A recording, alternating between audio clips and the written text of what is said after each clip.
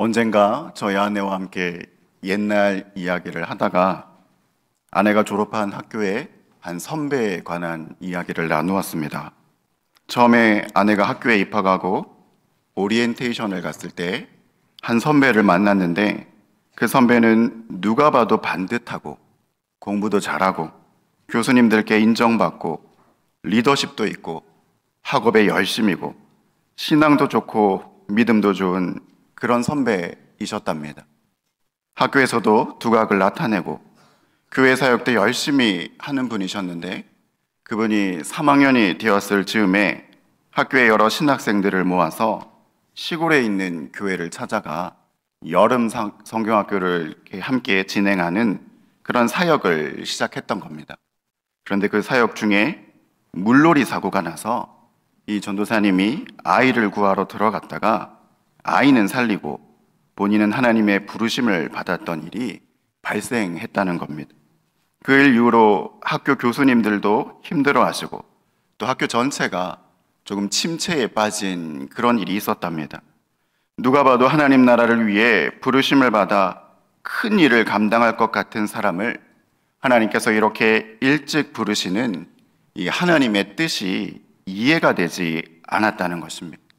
그런데 눈을 들어 학교를 보면 학교에 남아있는 신학생들이 보이는데, 그 중에는 누가 봐도 저 사람은 왜 하나님께서 신학교에 보내셨나 하는 그런 사람이 많았답니다.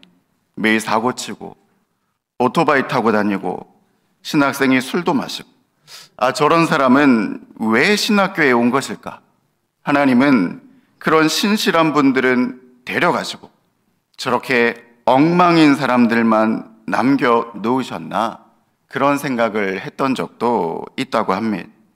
그런데 시간이 흐르고 나중에 학교를 졸업한 사람들의 삶의 여정을, 마지막을 보면 나름대로 잘하던 분들, 반듯하고 성품이 좋던 사람들, 그런 분들은 오히려 목회를 그만두고 다른 길로 가 있는 경우가 많았는데, 예전에 그 사고치던 신학생들, 그 말썽 부리던 선배들, 술 먹고 오토바이 타고 다니던 신학생들이 목회 현장에 남아있는데, 그분들이 가 있는 곳이 힘들고 어려운 분들이 모여있는 그런 사역지, 쪽방촌 사역, 험한 외국의 선교지, 소명이 없으면 버틸 수 없는 그런 곳에 그 사고뭉치 선배들이 사역하고 있는 모습을 발견하게 되더라는 것입니다.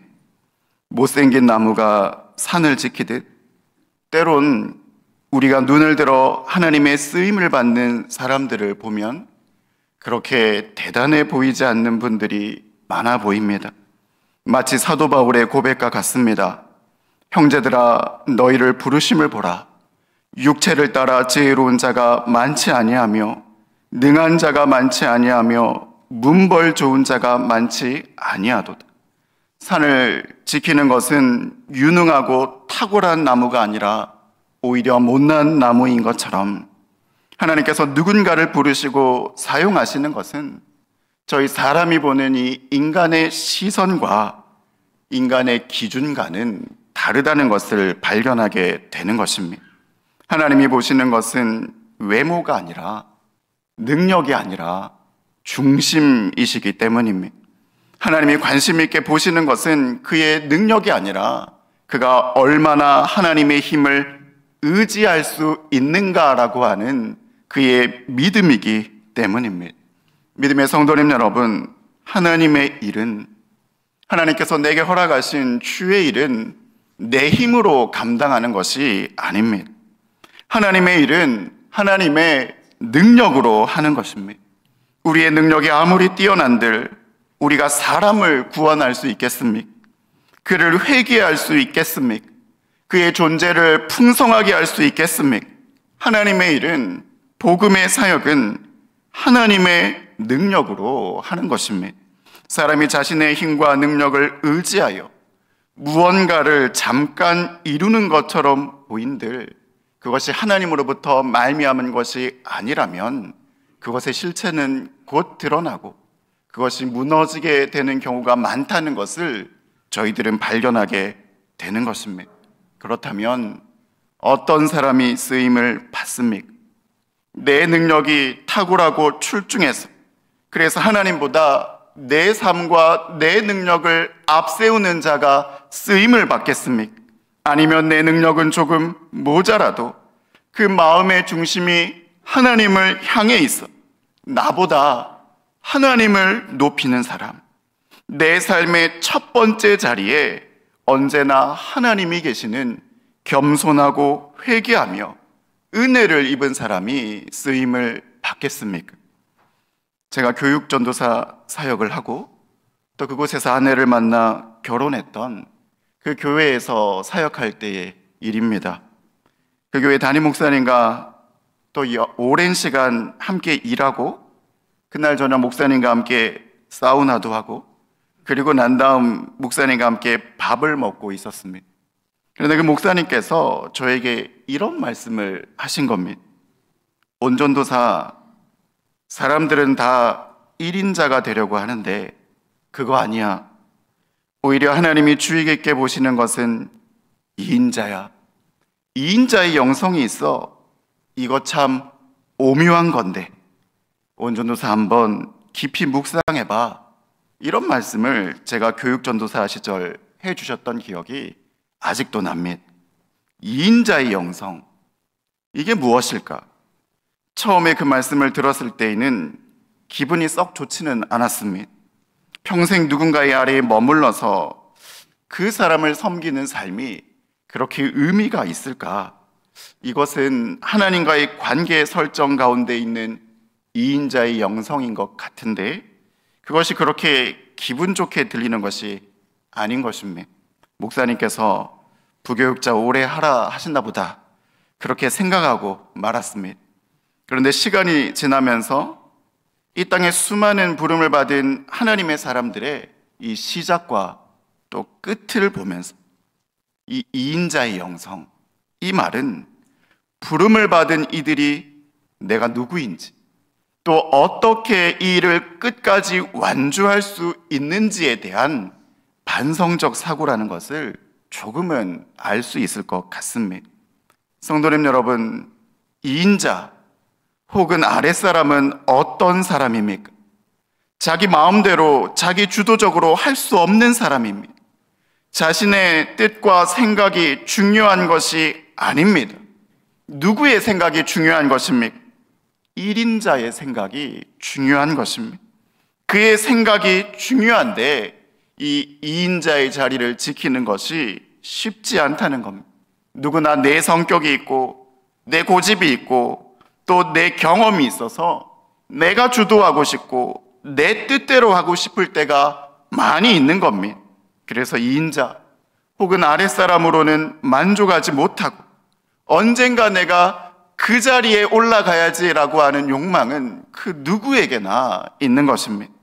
그런데 성도님 여러분, 하나님의 말씀은 예수를 믿는 우리 모두의 영적인 상태는 우리가 언제나 하나님의 2인자라고 말씀하십니다. 아니, 여기에서 더 나아가 우리는 하나님을 제치고 절대 1인자가 되어서는 안 된다고 말씀하십니다. 우리의 영원하신 주님, 우리의 삶의 주인이 계신데 우리가 우리에게 주어진 이 삶을 제대로 걷기 위해서는 우리의 삶을 넘어지지 않고 실족하지 않고 걷기 위해서는 늘 하나님보다 아래에서는 하나님이 계시는 이 첫 번째의 자리를 침범하지 않는 그 삶의 모습을 훈련해야 한다는 것입니다. 하나님의 통치와 다스림을 인정하고 늘 하나님보다 아래에서는 연습과 훈련이 우리 믿는 신앙인들 가운데에는 있어야 한다는 것입니다. 그런데 우리가 하나님의 아랫사람이 되기를, 하나님의 종이 되기를, 하나님의 2인자 되기를 저희는 본능적으로 싫어하는 것 같습니다. 결국은 내가 주인이 되고 싶어, 내가 주도하고 싶은 본성은 신앙생활을 하는 가운데 우리에게 불쑥불쑥 튀어나오는 것을 저희들은 발견하게 됩니다. 그가 처음에는 하나님의 신실한 종으로, 하나님의 머슴으로 그렇게 겸손하게 하나님의 종으로 살아갔지만, 시간이 지나고 그의 사역이 확장되고 난 다음에, 그의 영향력이 커지고 난 다음에는 그가 그의 인생과 사역의 1인자가 돼요. 하나님의 말씀은 제쳐두고 자신이 삶과 사역의 주인 되어 살아가는 사람들을 발견하게 되더라는 것입니다. 오늘 저희가 함께 읽은 본문은 예수님께서 그의 제자 시몬을 부르시는 장면입니다. 예수님께서 오늘 시몬을 부르시고 또한 그의 부르심에 응답하는 이 베드로의 모습을 통해 우리는 부름받은 믿음의 성도가, 부름받은 하나님의 일꾼이 어떻게 하나님의 부르심에 응답해야 하는지를 알 수 있고, 또한 부름을 받은 성도가 이 부름의 길을 완주하기 위해서는 어떤 신앙의 자세를 가져야 하는지를 저희들에게 말씀하여 주고 계십니다. 먼저 예수님은 베드로를 은혜로 선택하셨습니다. 본문 2절을 보시면 예수님께서 호숫가에 배 두 척이 있는 것을 보셨다라고 말씀하십니다. 호숫가에 배 두 척이 있었습니다. 하나는 시몬 베드로의 것이고 하나는 다른 사람의 것이었습니다. 근데 예수님께서는 이 두 척의 배를 보시고 3절을 보시면 한 배에 오르셨는데 그것은 시몬의 배였습니다. 이것은 예수님께서 이 시몬의 배를 예수님의 설교 사역, 예수님의 복음 전파 사역의 도구로 사용하셨듯이 시몬의 전생애를 하나님 나라의 복음 전파의 도구로 사용해 주실 것을 보여주시는 것입니다. 그런데 믿음의 성도님 여러분, 왜 시몬입니까? 예수님께서는 왜 시몬을 부르셨습니까? 왜 다른 사람은 아닙니까? 왜 시몬의 배이고 다른 배는 아닙니까? 시몬이 조격과 자격을 갖추고 있어서입니까? 혹은 다른 이가 시몬보다 못나서입니까? 아닙니다. 우리가 성경을 묵상해 보면 하나님은, 예수님은 그저 은혜로 시몬을 부르셨습니다. 그가 어떤 자격을 갖추고 있어서가 아니라, 아니면 못나서가 아니라, 하나님은 그저 태초부터 시몬을 예정하시고, 그리고 이 두 개의 배 가운데 시몬의 배를 택하시고 그것에 있는 많은 사람 중에 그저 시몬을 불러주신 것입니다. 믿음의 성도님 여러분, 우리 모두는 은혜로 부름을 받았습니다. 이것이 어떤 사람에게는 은혜일 것이고 어떤 사람에게는 치욕일 것입니다. 누구에게는 은혜이고 누구에게는 치욕이겠습니까? 내가 하나님의 부름을 받을 자격이 하나도 없다 여기는 사람에게는 은혜로 부름받은 이 하나님의 부르심이 은혜가 될 것입니다. 그런데 내가 하나님의 부름을 받을 자격이 넘치고도 넘친다고 생각하는 교만한 사람에게는 내 능력 때문에 부름받은 것이 아니라 하나님의 은혜와 주권으로 부름받았다는 이 사실이 치욕이 될 것입니다. 그러나 우리는 오직 하나님의 은혜로 부름을 받았습니다. 우리는 하나님의 은혜로 부름받아 하나님의 은혜로 여기까지 왔고 하나님의 은혜로 이 일을 감당하고 있습니다. 그러니 하나님 나라에는 자랑할 것이 하나도 없습니다. 내 공로가 아무것도 없기 때문입니다. 오직 하나님의 은혜로 부름을 받고 하나님이 주시는 능력으로 그 일을 감당해 왔는데 그가 한 일을 자랑한다면 그것은 이상한 일이 아니겠습니까? 우리가 주님을 처음 만난 날, 주님이 저희를 하나님의 일꾼으로 불러주신 날, 주께서 우리를 직분자로 세워주신 날, 그날 주님은 우리의 무엇을 보고 부르신 것입니까? 그저 은혜로, 하나님의 은혜와 경륜과 예정으로 저희를 불러주신 것입니다. 그러니 저희 공로는 아무것도 없습니다. 저희 자랑은 아무것도 없습니다. 오직 드러나고 나타나야 하는 것은 하나님의 의와 하나님의 경륜과 하나님의 지혜 밖에는 없는 것입니다. 그러나 성도님 여러분, 하나님이 우리를 이유 없이 대가 없이 부르셨다고 해서 우리의 부르심이 한없이 가벼운 것은 아닙니다. 오히려 그 반대입니다. 왜냐하면 우리를 부르신 분이 하나님이시기 때문입니다. 사람이 우리를 불렀다면 그가 아무리 출중하고 높은 사람인들 그 부르심은 변할 수도 있습니다. 바뀔 수도 있습니다. 취소될 수도 있습니다. 왜냐하면 사람은 변하기 때문입니다. 그러나 우리 하나님은 변함이 없으십니다. 그분은 전능하시고 전지하십니다. 모든 것을 아시고 모든 것을 할 수 있으신 창조주께서 우리를 부르셨다는 것입니다. 그분이 처음과 나중이시고 변함이 없으신 그분이 우리를 부르셨으니 그분이 우리를 끝까지 붙들어 주실 겁니다. 우리 안에 선한 일을 시작하신 하나님은 그리스도 예수의 날까지 이루실 것입니다. 때로는 연하게도 붙들어 주시고 때로는 무너져도 권면하여 주시고 지쳐서 쓰러질 때도 힘을 주셔서 다시 하나님의 산 호렙으로 이끌어 가실 겁니다. 믿음의 성도님 여러분, 오늘 예수님이 시몬을 은혜로 부르셨습니다. 그리고 오늘 이 자리에 예배하고 하나님을 섬기는 여러분들도 우리 구주께서는 은혜로 부르셨습니다. 나를 부르신 이가 하나님이신 것을 고백합시다. 그러니 우리는 자랑할 것이 하나도 없지만 우리 주님께서 그 은혜와 권능과 돌봄으로 끝까지 우리를 지켜주실 것을 믿음으로 고백하십니다. 끝까지 우리를 붙들어 주실 것입니다. 마지막까지 하나님의 선하신 견인이 우리를 붙들어 주실 것을 믿고 고백하실 수 있기를 바랍니다. 또한 우리는 이렇게 은혜로 부르시는 예수님의 부름에 응답하는 이 베드로의 모습을 발견하게 됩니다. 예수님의 부름에 응답하는 이 베드로의 모습은 부름을 받은 우리 신앙인이 하나님의 부르신 가운데 어떻게 응답해야 하는지, 그리고 이 부름의 길을 어떻게 끝까지 완주할 수 있는지에 대해서 우리에게 보여주고 계십니다.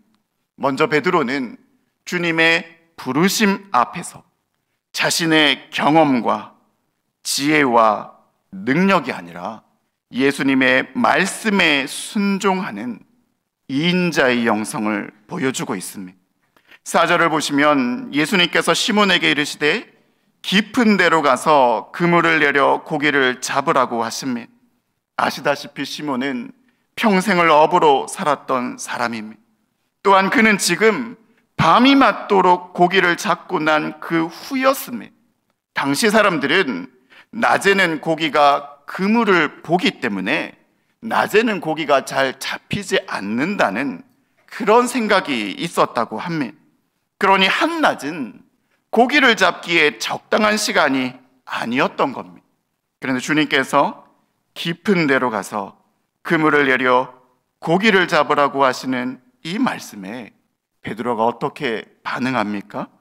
5절의 말씀을 우리 함께 받들어 읽도록 하겠습니다. 시몬이 대답하여 이르되 선생님, 우리들이 밤이 새도록 수고하였으되 잡은 것이 없지만은 말씀에 의지하여 내가 그물을 내리리이다. 부름을 받은 베드로의 첫 번째 반응은 하나님의 말씀을 자기보다 앞세우는 것이었습니다. 내가 생각하기에 내 생각이 아무리 그럴듯하고 내 경험이 아무리 출중해도 그래도 하나님이 내게 하시는 말씀이라면, 그것이 주님의 뜻이라면 내 생각과 경험은 거두어 드리고 하나님의 뜻에 순종하는 것, 그것이 부름을 받은 시몬의 모습이고 오늘 부름을 받아 살아가는 우리 성도들과 주의 제자들이 살아가야 하는 믿음의 태도가 되는 것입니다. 믿음의 성도님 여러분, 성도된 우리, 제자된 우리의 영적인 정체성은 절대로 1인자가 아닙니다. 1인자가 되어서도 안 됩니다. 우리가 하나님과 우리와의 신앙의 관계에서 하나님이 계셔야 하는 이 1인자의 자리에 우리가 들어서는 순간 나도 무너지고 내 인생도 망가지게 되는 것을 발견하게 됩니다.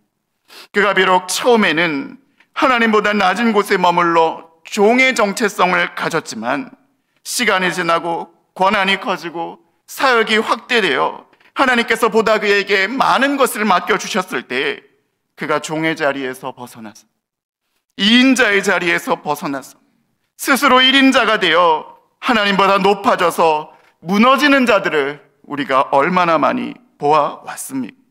우리는 철저하게 하나님 앞에 엎드려야 합니다.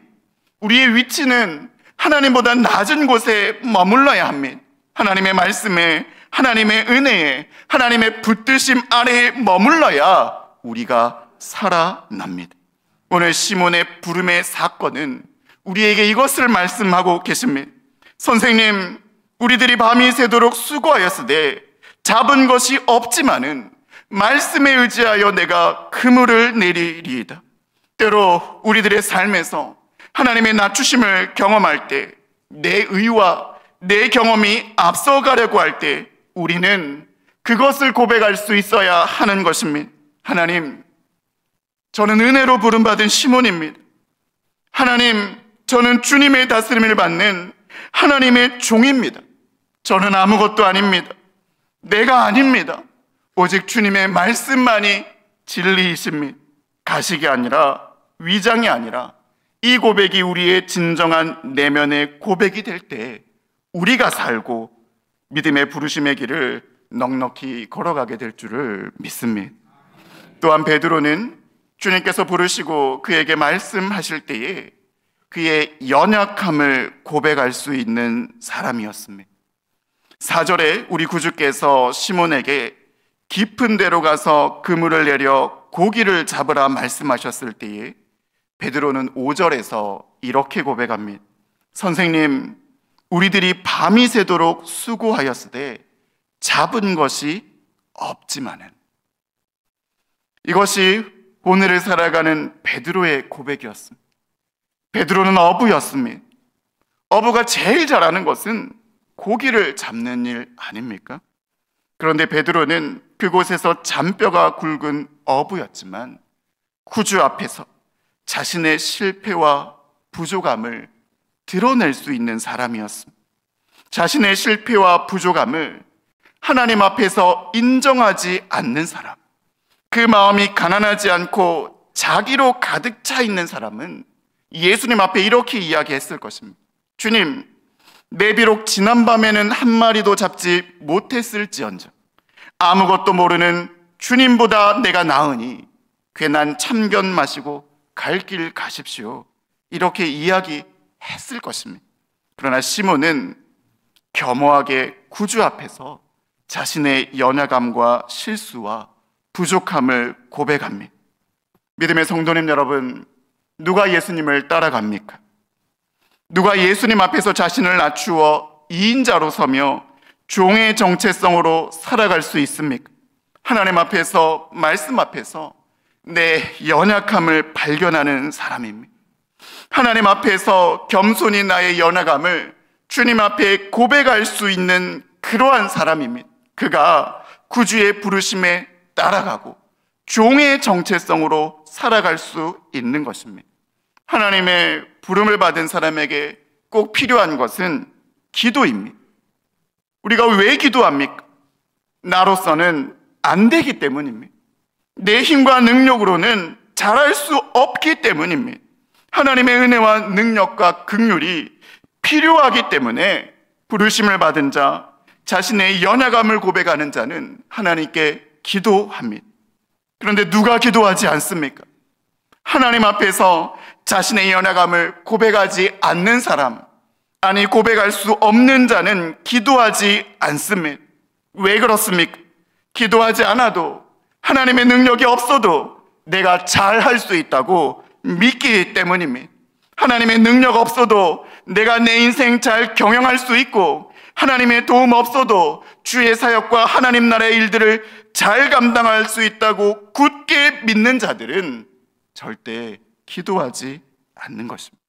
내 능력이 여전히 남아있다고 믿는 자들, 밤새 수고와 내 삶의 그물이 텅 빈 그물이 아니라 내 그물은 여전히 가득 차 있다고 믿는 자들은 주께 기도하지 않을 것입니다. 믿음의 성도님 여러분, 누가 부르심에 순종합니까? 누가 부르심을 따라가며 종의 정체성을 고백할 수 있습니까? 자신의 연약함을 말씀 앞에서 발견하는 자, 그리고 자신의 연약함을 주님 앞에 고백하는 자가 구주를 따라갈 수 있는 것입니다. 자신의 연약함을 발견하고 고백했던 베드로였기에 그가 예수님의 구주로서의 권능과 능력을 경험하게 되었을 때 베드로는 8절에서 이렇게 고백합니다. 주여, 나를 떠나소서. 나는 죄인이로소이다. 자신으로 가득 차 있고 자기의 능력을 과신하는 사람이었다면 아마 이렇게 이야기하지 않았을까요? 예수님 참 대단하시군요. 그 안목이 참 훌륭하십니다. 맞습니다. 바로 접니다. 제가 바로 그 능력 있는 사람입니다. 그렇게 이야기하지 않았을까요? 그런데 베드로는 이렇게 고백합니다. 주님, 저를 떠나십시오. 저는 그런 사람이 아닙니다. 저는 죄인입니다. 저는 주님 앞에 서 있을 부르심을 받을 자격이 있는 사람이 아닙니다. 바로 이러한 베드로였기에 그는 하나님의 능력을 덧입을 수 있었고 그는 하나님의 능력으로 그 부르심을 끝까지 걸어갈 수 있었던 것입니다. 주님을 따라가는 사람은, 주님의 부르심에 순종하는 사람은, 주님 앞에 겸손히 머물러 종으로 섬기는 사람은 자신의 연약함을 고백하고 회개하는 것입니다. 회개는 하나님 앞에 서 있을 수 있는 유일한 능력입니다. 회개는 하나님을 만나는 유일한 통로입니다. 회개는 구주의 능력을 덧입는 성도의 권능입니다. 베드로는 자신의 연약함을 고백했고 또한 회개했던 것입니다. 그리고 베드로는 주님의 부르심 앞에 나아갈 때 믿음으로 순종하고 나아갔습니다. 성도님, 말씀을 한번 깊이 묵상해 보십시오. 주님께서 시몬을 부르실 때에 그에게 펼쳐질 인생 계획을 세밀하고 상세하게 설명하지 않으셨습니다. 생각해보면 그의 남은 인생에 걸릴 일 아닙니까? 우리가 무언가를 계획하고 실행할 때 우리는 얼마나 많은 것을 알아봅니까? 그 일이 내게 적합한지, 내게 그 능력이 있는지, 잘 감당할 수 있는지 따져보는 것이 당연한 일 아니겠습니까? 그런데 믿음의 여정을 떠나는 이 부르심 앞에 베드로가 들었던 말은 단 한마디였습니다. 무서워하지 말라. 이제 후로는 내가 사람을 취하리라. 내가 지금까지는 이 땅에서 물고기 잡는 인생을 살아왔지만 하나님 나라를 위해 하나님이 쓰시는 인생을 살게 될 거야. 베드로가 들었던 주님의 부르심은 바로 이 한마디였습니다. 그리고 이 한마디를 따라 베드로는 믿음으로 떠났던 것입니다. 구체적인 약속이 하나도 없었지만 말 그대로 믿음으로 갈 바를 알지 못하고 떠났습니다. 그에게 어떤 일이 생길는지, 그에게 어떤 고난이 닥칠는지, 그의 마지막이 어떻게 될는지 주님은 친절하게 가르쳐 주신 적이 한 번도 없으셨습니다. 생각해보면 우리는 주님은 이런 면에서 좀 친절하지 못하신 것 같습니다. 그런데 시몬은 그러한 주님을 따라갔습니다. 그것은 이 시몬이 예수님에 대한 이 가치와 천국을 발견했기 때문이기도 하겠지만 그만큼 구주를 신뢰했기 때문이기도 한 것입니다. 믿음의 성도님 여러분, 믿음으로 부르심을 받아 믿음의 여정에 주님이 나를 여기까지 인도하여 주셨는데 가끔 내가 걸어가는 이 길이 내 계획과 조금 다르지 않으십니까?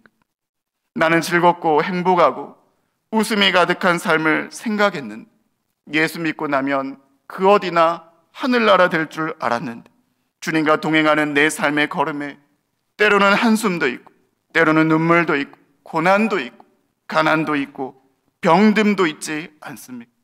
주님, 내가 주님을 따라갈 때 이런 것들 다 말씀해 주지 않으셨잖아요. 내게 어떤 일이 있을지 어떤 일이 생길지 주님은 말씀해 주지 않으셨잖아요. 그런데 생각해 보면 모든 이들의 믿음의 여정이 다 그렇지 않습니까? 아브라함도 그리고 오늘 베드로도 다 알고 떠난 것이 아니었습니다. 갈 바를 알지 못하고 떠났지만 그저 하나님을 신뢰하는 이 믿음으로 주님이 주신 이 약속을 붙들고 그저 떠났던 것입니다. 성도님 여러분, 저희들도 베드로와 같이 주님의 부르심을 따라 여기까지 왔습니다. 어떤 일이 일어날는지 우리 주님 말씀해 주시지 않으셨습니다. 그런데 주님과 동행하여 길을 가다 보니 때로는 굽이굽이 돌아가는 길도 있고 높고 험한 길도 있고 낮고 걷기 어려운 진창길도 있었습니다. 때로는 홀로 걷는 외로운 길도 있고 강야의 험하고 괴로운 길도 있었습니다. 그러나 주님 믿고 가는 것입니다. 우리를 부르신 구주의 부르심을 믿고 그분이 지금도 나와 함께하고 계시는 그분을 신뢰하며 주님 손 붙잡고 가는 것입니다. 우리의 가는 길 결코 쉽지 않지만 우리를 부르신 하나님을 믿읍시다.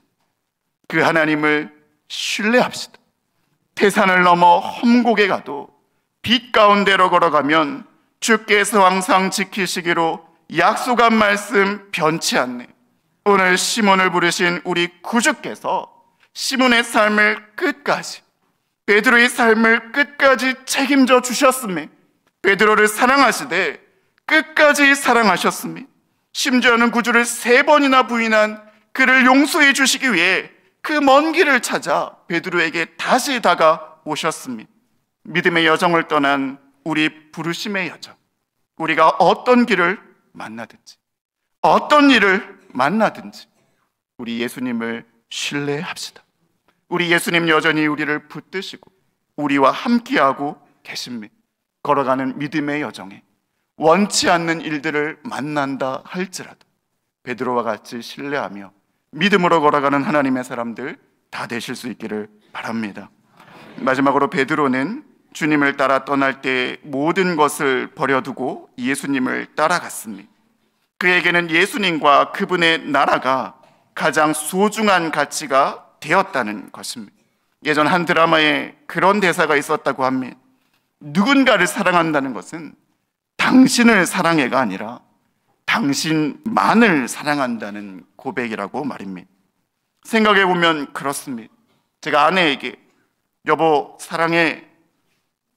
그런데 저 사람도 사랑하고 저 사람도 사랑하고 저 사람도 사랑해 이렇게 이야기한다면 그것은 사랑한다는 말이 아니지 않겠습니까? 누군가를 사랑한다면 다른 것이 아니라 당신만을 사랑한다는 것이 그것이 진정한 사랑의 고백이 아니겠습니까? 오늘 시몬은 예수님을 따라갈 때에 배를 버려두고 모든 것을 버려두고 예수님을 따랐다고 합니다. 예수님을 따라가는 것은 주님만 사랑하는 것입니다. 예수님만이 우리의 우선순위가 되는 것입니다. 예수님을 믿었지만 다른 것도 믿었으면 버려두고 떠날 수 있었겠습니까? 사람도 있어야죠. 생계도 책임져야죠. 예수님만 믿는 것이 아니라 다른 것도 믿었다면 모든 것을 버려두고 예수님을 따라갈 수 없었을 것입니다. 그런데 베드로는 주님만 사랑했습니다. 예수님을 그 인생의 최고로 올려드렸습니다. 이것이 신자의 길이고 이것이 부름받은 자의 믿음의 여정이 되는 것입니다. 믿음의 성도님 여러분, 주님을 사랑하십니까? 그런데 주님만 사랑하십니까?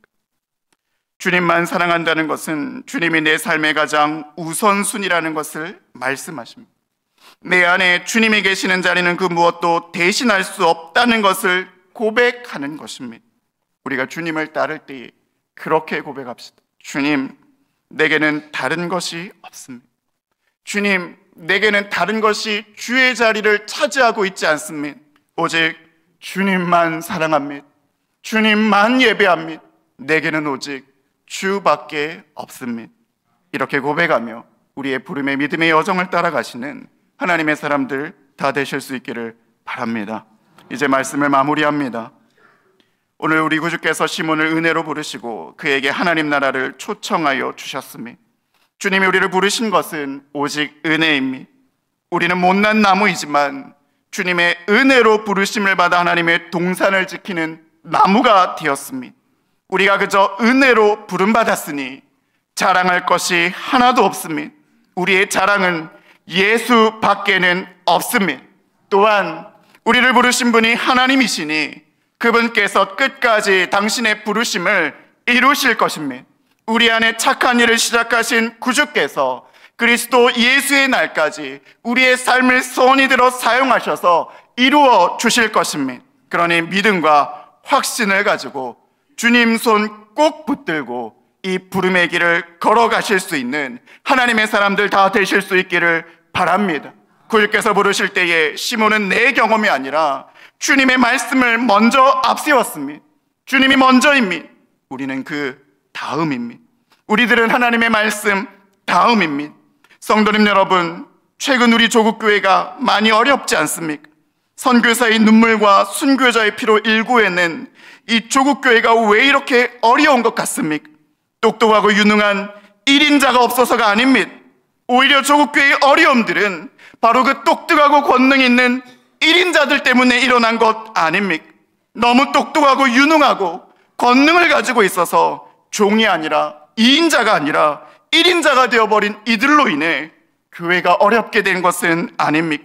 내 뜻이 아니라 주인의 뜻이 무엇인지를 늘 묻고 그 주인의 뜻에 맞게 가고 있는지를 늘 노심초사하며 주인이 하라고 하면 생명을 걸고 하고 주인이 멈추라고 하면 천금을 내려놓고라도 멈출 수 있는 충실하고 신실한 2인자들, 언제나 하나님의 말씀에 귀를 기울이고 무엇을 하든지 관심을 하나님의 뜻에 두고 내 환경과 형편을 앞세우기보다는 하나님의 뜻에 온 신경이 집중되어 있는 신실하고 겸손하고 우직하고 충성된 하나님의 사람들, 바로 이들을 통해 주님께서는 주님의 부르심을 이어가실 줄로 믿습니다. 오늘 주 앞에 주님께서 시몬을 부르셨듯이 저와 여러분을 부르십니다. 주님, 제가 아닙니다. 주님이 먼저입니다를 고백하며 내 연약함과 내 부족함을 고백하여 회개하고 믿음으로 걸어가며 주님만 사랑합니다 고백하시면서 우리를 불러주신 이 부름의 길을 끝까지 걸어가시는 하나님의 사람들 다 되실 수 있기를 바랍니다. 함께 기도하겠습니다.